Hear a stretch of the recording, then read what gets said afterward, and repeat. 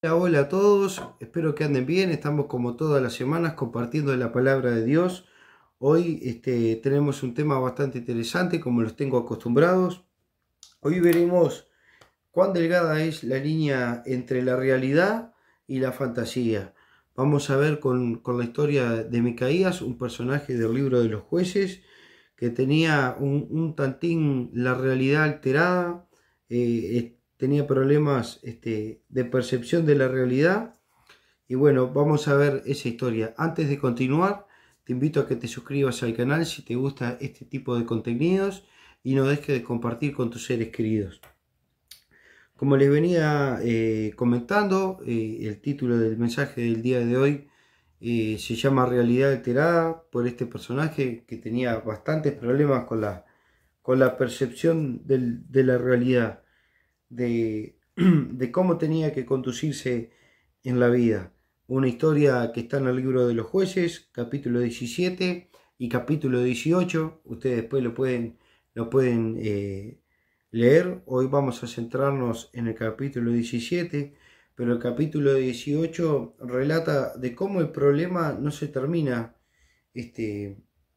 ahí en el capítulo 17, sino que tiene una consecuencia, y una consecuencia bastante grande, ¿verdad? Hace caer justamente, o hace terminar de caer justamente a la tribu de Dan, porque ellos también no estaban nada bien, querían hacer cosas que iban en contra de la palabra de Dios. Así que bueno, vamos a ver esta historia, una historia que nos deja muchas enseñanzas, que vamos a ver cómo nos afecta a nuestra vida también. Y bueno, como tratamos de hacer siempre, dejar una enseñanza, hacerlos crecer en la palabra de Dios y que podamos todos aprender de la Biblia. Como les venía mencionando, esta historia está ahí en capítulo 17 del libro de los jueces y vamos a leerla. Hubo un hombre del monte de Efraín que se llamaba Micaías, el cual dijo a su madre: los 1100 siclos de plata que te fueron hurtados, acerca de los cuales maldijiste. Quiero que tengan esta parte de la cena bien grabada en su mente, porque la vamos a desarrollar. De los cuales me hablaste, he aquí están en mi poder, y yo los tomé. Entonces la madre dijo: bendito seas de Jehová, hijo mío. Y él devolvió los 1100 siclos de plata a su madre. Y su madre dijo: en verdad he dedicado el dinero a Jehová por mi hijo, para hacer una imagen de talla y chapeada. Ahora pues yo te lo devuelvo. La mujer recibe la plata y dice: esta plata la vamos a dedicar a hacer unos ídolos. Un ídolo de madera y otro de fundición. Esto lo vamos a desarrollar más adelante, pero quiero que ustedes lo tengan en mente, que Dios aborrecía la idolatría. ¿Cómo puede ser que alguien consagre a Jehová un par de imágenes que van en contra de su voluntad? Quiero que se lo graben, que vayan grabando la escena en sus mentes, porque lo vamos a desarrollar más adelante. Mas él insistió en entregar el dinero a su madre, y tomó su madre 200 siclos de plata y los dio a un fundidor, quien hizo de ellos una imagen tallada y chapeada, la cual fue puesta en la casa de Micaías. Para que ustedes vayan entrando en contexto, Micaías roba la plata, la madre maldice todos los días a quien le robó la plata. El hijo le vino como un remordimiento de conciencia y le dice: mamá, yo tengo la plata que vos estás buscando.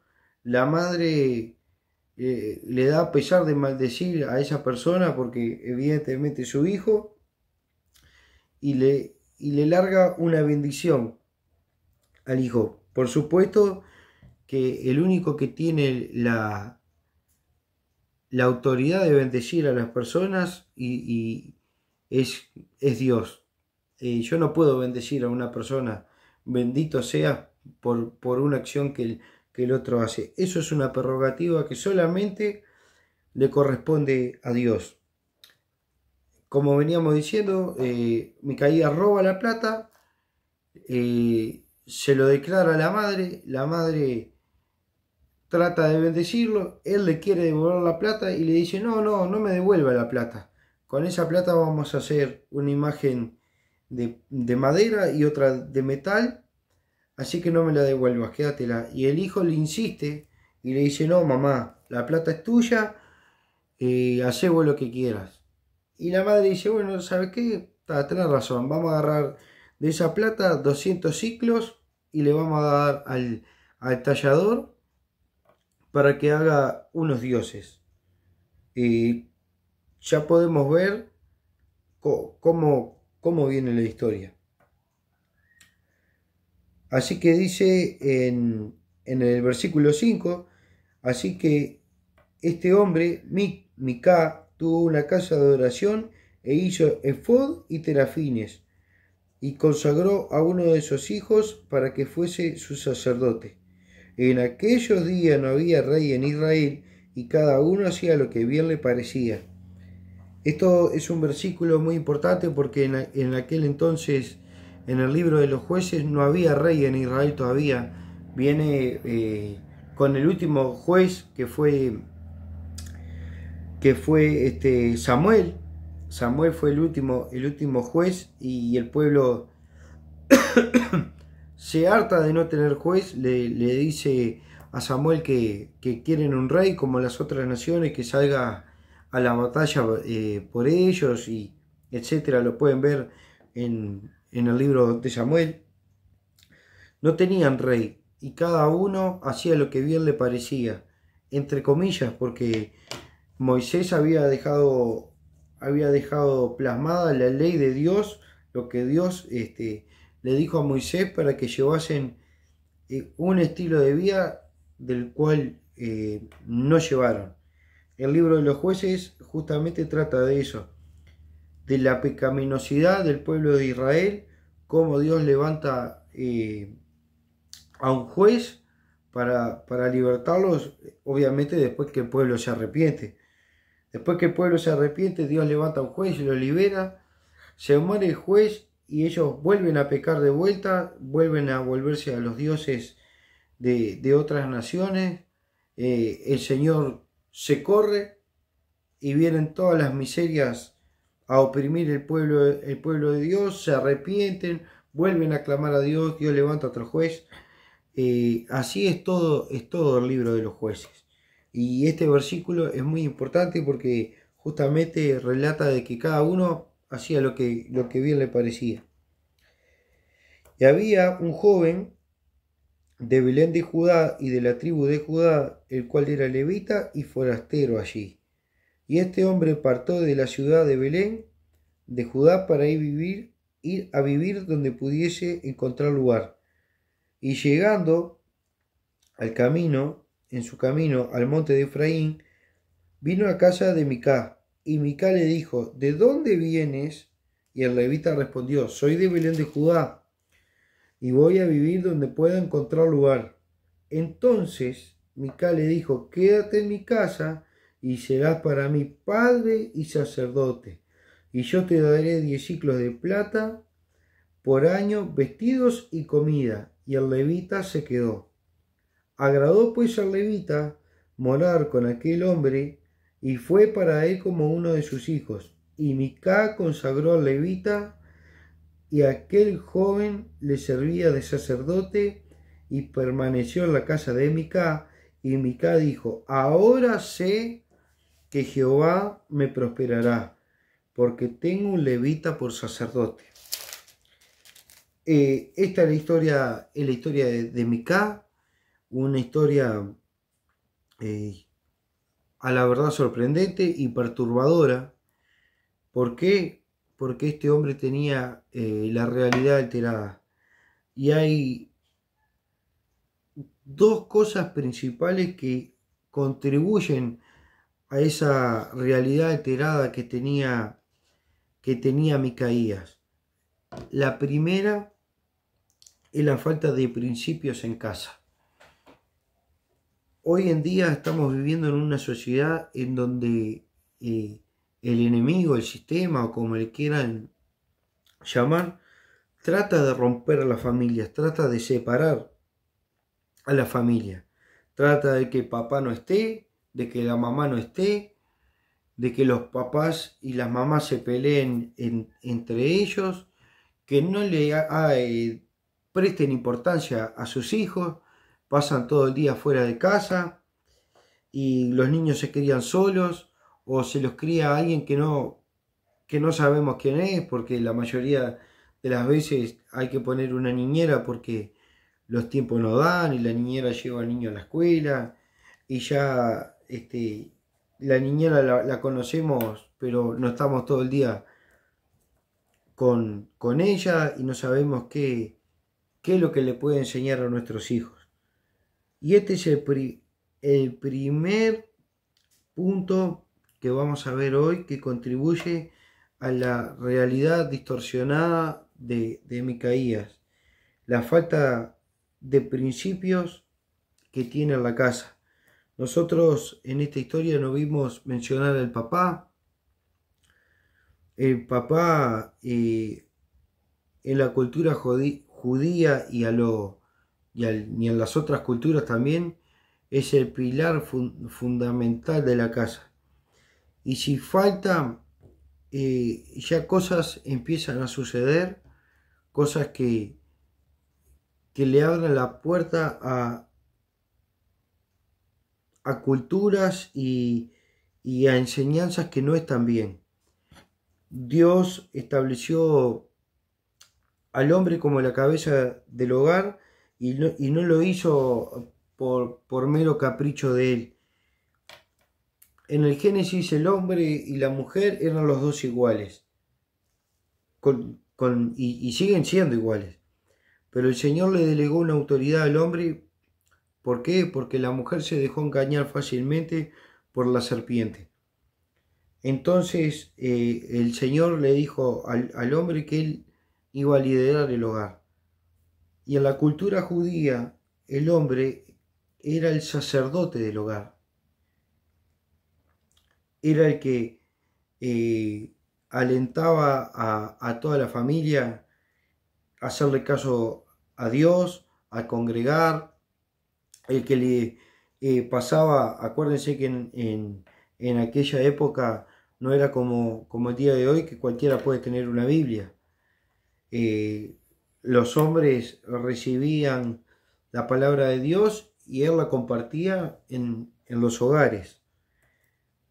Y si no estaba el papá, se complicaba ese tema, porque el líder religioso que deberían tener no estaba. Y eso trae muchos problemas. Acuérdense que también las mujeres de aquella época, si no tenían marido o eran viudas, la tenían bastante complicada en la sociedad, eran mal vistas porque el proveedor del hogar era el hombre también. Y esto lo podemos ver hoy en la sociedad. ¿Cuántas mamás solteras hay? Mamás que son abandonadas por sus maridos o se murieron y tienen que hacerse cargo de todo. Y la educación que necesita el niño es del papá y de la mamá, no solamente de uno solo. Ellos necesitan la figura paterna y la figura materna. En una reunión de varones yo compartí la importancia del papá a la sociedad. Le inculca valores, le da aliento a superar desafíos de la vida. A nivel social dice que las sociedades que tienen papás presentes es baja la tasa de criminalidad. No es así porque sí. Hay estudios que avalan que la figura paterna es fundamental y Dios lo establece así desde el principio. Y bueno, lo primero que podemos ver es eso, la falta de principios en casa. Todos podemos ver que la madre también estaban en una situación bastante mal, porque ella tampoco tenía idea de lo que estaba haciendo. Ella pensó que consagrando plata a Dios, Dios le iba a permitir hacer lo que ella quería, y la verdad que no es así. Nosotros tenemos que tener mucho cuidado de las cosas que hacemos, porque no nos vamos a poner una estatuita en casa, pero nos podemos hacer ídolos imaginarios, ficticios, ídolos que son costumbres. Por ejemplo, hay gente que no puede estar sin mirar la tele un día, necesita mirar 2 o 3 horas de tele, y eso es un ídolo, porque no puede vivir sin eso. Este muchacho roba el dinero de la madre. Eso es algo que ya muestra que en la casa faltaban los principios morales, y uno de los 10 mandamientos es que no había que robar, y evidentemente esto faltaba en la casa de Micaías, ¿verdad? Él le robó a su madre plata para utilizarla en fines que no estaba bien. Luego la madre maldice, reniega, otra cosa que no está bien. No hay que maldecir. Maldecir es insultar, adjudicar despropósitos, y todo ese tipo de sinónimos. El cristiano no lo debe de hacer. Uno se puede enojar.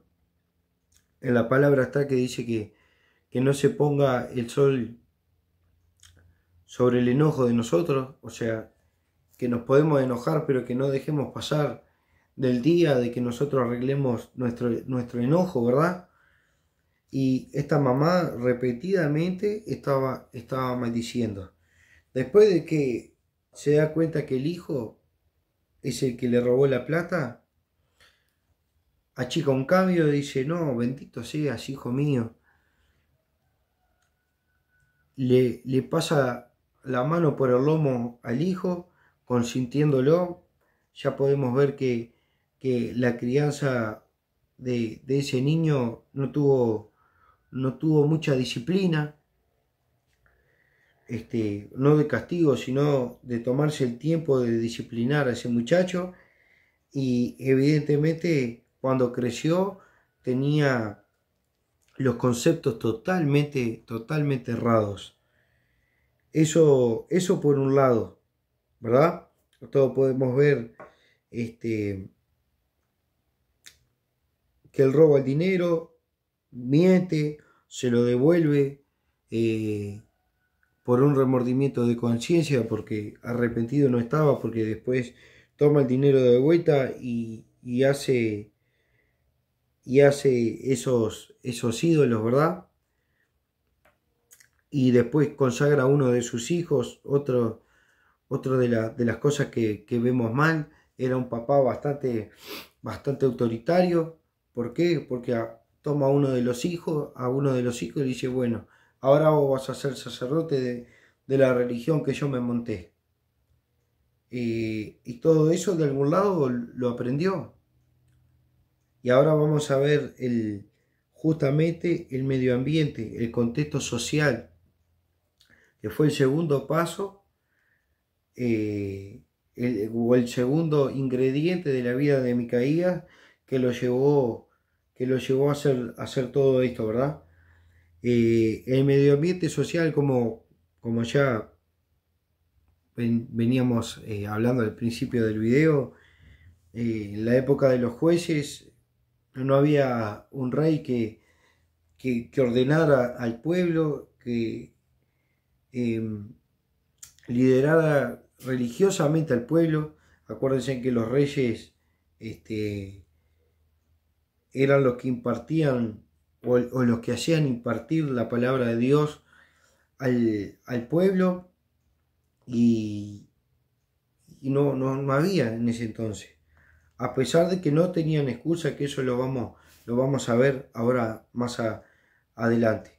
El contexto social era un contexto bastante crítico, lo podemos ver en Josué capítulo 24. Josué antes de morir da un discurso y que confronta al pueblo. Dice que reúne, así dice, miren, capítulo 24, versículo 1, y se reunió Josué a todas las tribus de Israel en Siquem, y llamó a los ancianos de Israel, sus principales jueces y sus oficiales, y se presentaron delante de Dios. Acá está toda la escala jerárquica del pueblo de Dios. Los ancianos, que eran los que sabían de primera mano cuál era la ley de Moisés, los príncipes, que eran los cabezas de hogar de cada tribu, ¿verdad? Todos sabían que cuando llegan a la tierra prometida había 12 tribus y media, y cada tribu tenía como un patriarca, que estos eran los príncipes, el patriarca y los principales de la familia, y estos impartían el conocimiento, la ley de Dios al pueblo. Era el deber de ellos de impartirlo, de compartirlo, para que el pueblo no tuviese la excusa de que no tenían la palabra de Dios. Pero si este eslabón falla, el resto de la cadena se cae. Y se presentaron jueces y oficiales. Toda la escala jerárquica de la sociedad estaba acá, y Josué los reúne a todos y les empieza a relatar de lo que pasó desde el principio, de que Dios llama a Abraham, de lo que pasa con Isaac, con Jacob, cómo están en la cautividad en Egipto, cómo Dios los saca, y bueno, todos los milagros que vio el pueblo de Israel en el desierto, y cómo llegaron ahí. Le relata todo Josué. Y bueno, llega un punto en que les empieza a denunciar el pecado. Dice así el versículo 14 del capítulo 24: y ahora pues temed a Jehová y servidle con integridad y en verdad, y quitad entre vosotros los dioses a los cuales sirvieron vuestros padres al otro lado del río en Egipto, y servid a Jehová. Ya empezó duro Josué, porque él sabía que el corazón de Israel, el corazón de todo el pueblo, se había corrompido y empezaron a servir a otros dioses.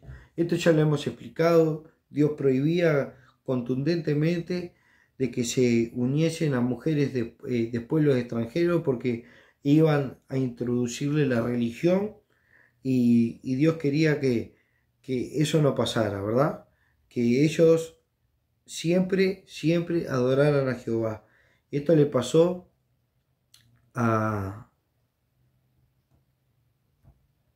Jacob con la mujer que trajo los ídolos de la casa de su padre y se los escondió bajo la pollera. Hay que tener mucho cuidado con esto. Dice el versículo 15: y si mal os parece servir a Jehová, escogeos hoy a quién sirváis, si a los dioses a quienes sirvieron vuestros padres cuando tuvieron al otro lado del río, o a los dioses de los amorreos en cuya tierra habitáis, pero yo y mi casa serviremos a Jehová. Josué les dice, bueno, sirvan a los del otro lado del río o a los de los amorreos, porque ellos no querían servir a Jehová. Esto lo tenemos que saber. Ellos en ningún momento querían servir a Jehová. Entonces el pueblo respondió y dijo: nunca tal acontezca, que dejemos a Jehová para servirnos a otros dioses. Y acá, si no prestamos atención a la lectura, podemos decir, bueno, al fin se dieron cuenta. Porque Jehová nuestro Dios es el que nos sacó a nosotros y a nuestros padres de la tierra de Egipto y a la casa de servidumbre, y el que ha hecho estas grandes señales y nos ha guardado por todo el camino, por donde hemos andado, y en todos los pueblos por entre los cuales pasamos. Y Jehová arrojó delante de nosotros a todos los pueblos y al amorreo que habita en la tierra. Nosotros pues también serviremos a Jehová, porque Él es nuestro Dios. Dice, también serviremos a Jehová. O sea que nunca quisieron dejar a los otros dioses. Y esto es lo que pasó, lamentablemente, en el tiempo donde estaba Micaías. Ellos nunca quisieron dejar a los otros dioses. Ellos siguieron adorando. Y si ahí es cuando se mete el sincretismo. Nosotros, el sincretismo es cuando tratamos de introducir costumbres paganas a nuestra religión y mezclamos las cosas. Y no es nuestra religión, sino que es nuestra fe. Y mezclamos las cosas. Fue lo que hizo Micaías. Él se hizo 2 ídolos, los puso en su casa, hizo terafines y un efod, como lo que había mandado Dios en la ley de Moisés, pero para él eran herramientas que utilizaba el sacerdote, mandadas por Dios, igual que el Urim y el Tumim. Eran herramientas que usaba el sacerdote, pero eran instituidas por Dios. Y y Micaías agarró un par de ídolos y lo mezcló con lo que Dios había mandado. Cosas que no está bien. Luego de que Josué le dice lo que le dice, se murió y bueno, dice que ahí en Jueces, que luego se levantó una generación que no conocía de los milagros que hizo el Señor en el desierto. Pero ¿por qué no conocía? Porque los que estaban encargados de decirle todo lo que había pasado, fallaron, se desviaron, su corazón se desvió, se fue detrás de otros dioses. Y bueno, ya después de ahí entramos en una decadencia social.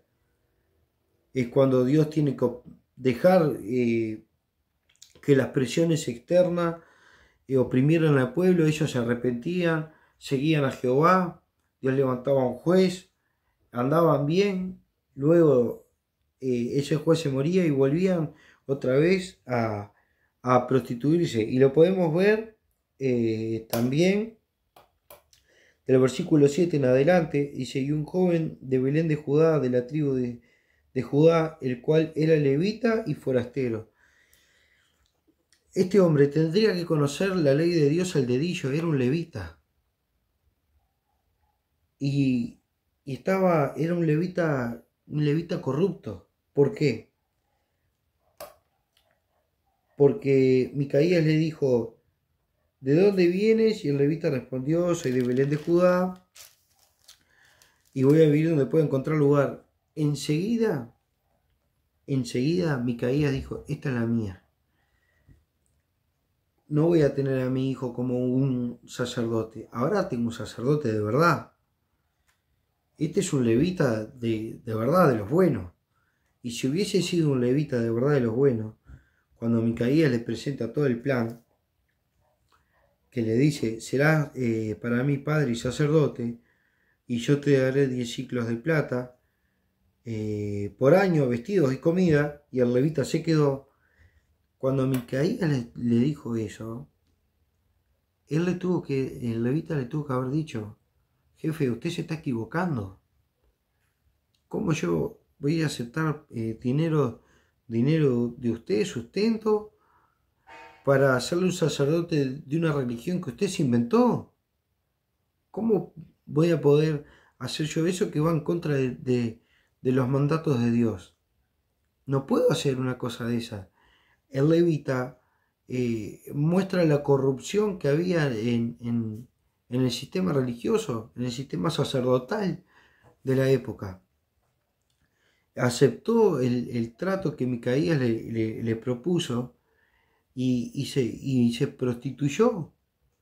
Aparte podemos ver acá en el texto que la plata que le robó Micaías a la madre era muchísima, muchísima plata. Porque si con 10 ciclos de plata mantenía un sacerdote por año, imagínense la plata la cantidad de plata que le robó Micaías a la madre. Era algo de que no cabía en la cabeza. Y dice el versículo 12, y consagró al levita y a aquel joven le servía de sacerdote y permaneció en la casa. Y miren la cúspide de la realidad alterada de Micaías.